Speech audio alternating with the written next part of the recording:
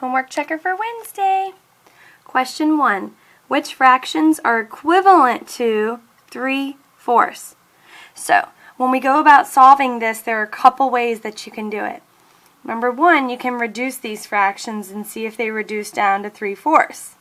That's one strategy. Another strategy you can do is cross multiplication and see if both of your products are equal. If they are, then they're equivalent to 3/4. So, let's try the cross multiplication strategy. What's equivalent to 3/4? So, we're going to cross multiply. 4 times 2 is 8. Cross multiply, I have 8 times 3. And I already know that's going to be more than 8 because one of my factors here is 8. So 8 times 3 is 24. 3/4 is greater than 2/8, so they are not equal to.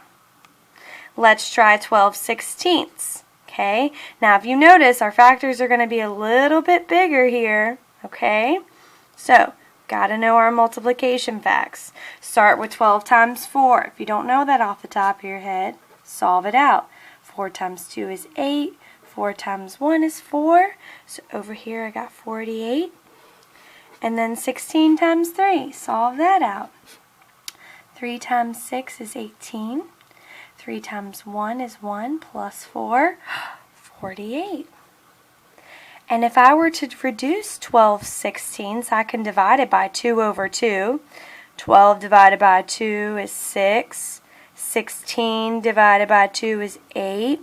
I can reduce 6/8 again. 6 divided by 2 is 3. 8 divided by 2 is 4. Ha! 3/4. They're equivalent. 6/8.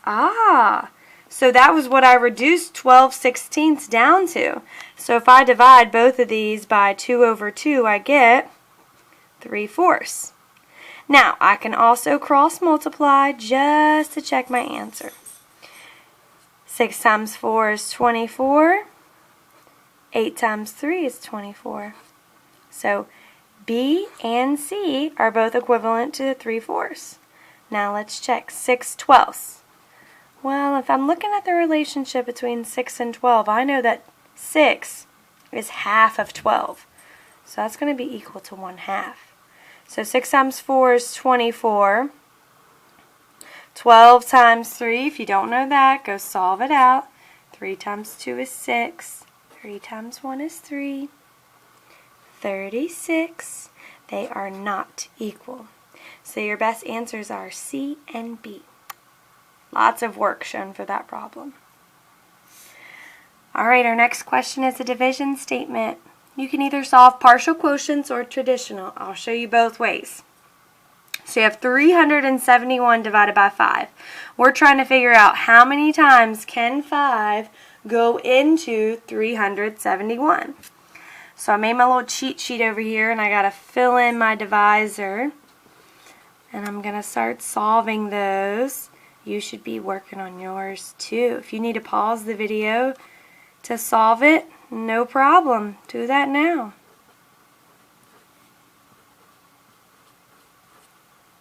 And the reason I could do this so fast is, number 1, I know my 5s off the top of my head really well. And if you can see, this is a pattern here.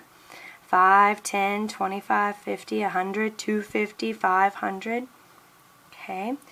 So, what's the biggest chunk I can take away of 371? Well, I can take out 50. Because 50 times 5 equals 250. So I can subtract out a big chunk of that.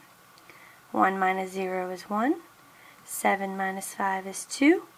3 minus 2 is 1. So now I'm trying to look and see, is there anything close to 121?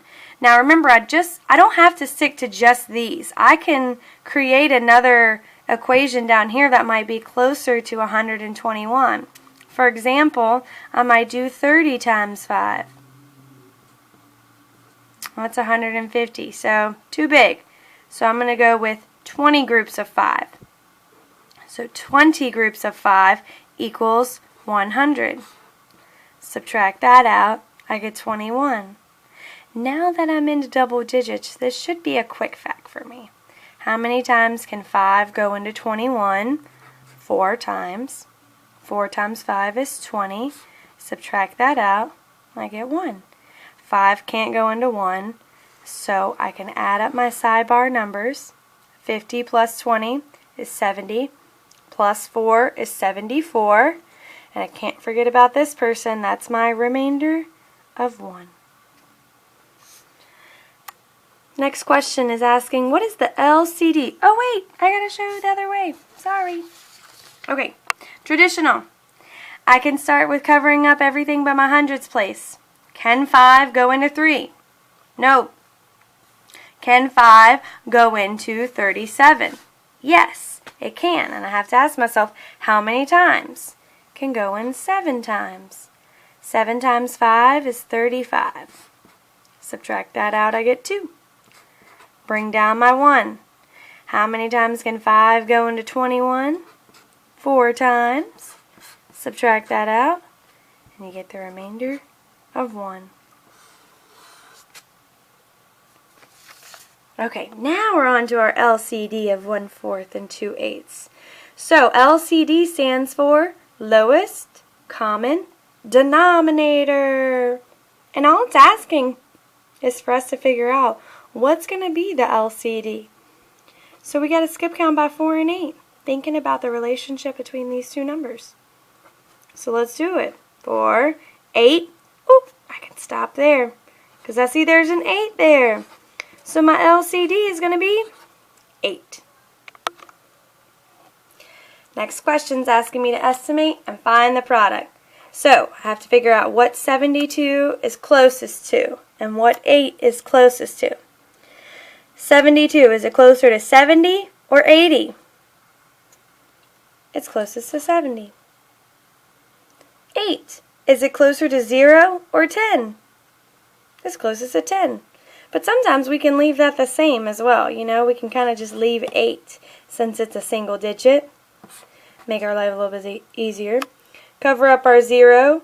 Okay, 7 times 8, 56 with a 0 behind it. 560 is our best estimate for that product. Alright, our word problem. It says Evan finished 1/6 of his project before lunch.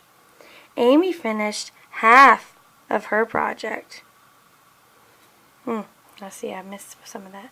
Finished half of her project. How much more did Amy finish? Express your answer in simplest form. So what we're really doing is we're comparing these two fractions. We have 1/6 for Evan and 1/2 for Amy. So we can compare these fractions and see, okay, 1/2 is greater than 1/6, because if I were to cross multiply, I could see that 2 times 1 is 2, 6 times 1 is 6, so 1/2 is greater than 1/6. But that's not what it's asking us to do. It's asking us to say, well, how much more did she finish? So if I'm figuring out how much more someone has than me, I'm subtracting. So in order to do that, I have to find a common denominator. So I'm going to skip down by 2 and 6. 2, 4, 6. I can stop there. And 6. So that's my new LCD. So then I have to set up my equation to have my new denominators in order for me to subtract correctly. So my new denominator is 6. And I ask myself, how did I get from 6 to 6? Multiply by 1. Remember, whatever I do to my denominator, I have to do to my numerator. 1 over 1 is equivalent to 1 whole, so anything times 1 is going to equal itself. 1 times 1 is 1, just like that. Then I ask myself, how did I get from 2 to 6? Multiply by 3. Got to do that to my numerator. 3 over 3 is also equivalent to 1 whole. So 1 times 3 is 3. 3, 6, and 1/2 are equivalent. So now I have to subtract these because I have to figure out how much more. So I'm taking 3, 6 minus 1, 6. So 3 minus 1 is 2. My denominator stays the same, so I have 2, 6.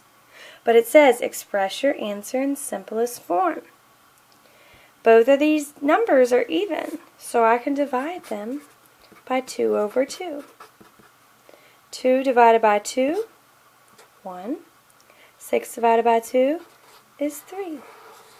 So, she finished 1/3 more of her project than Evan. And that is another test question you will see. Make sure you have all your work shown on your paper.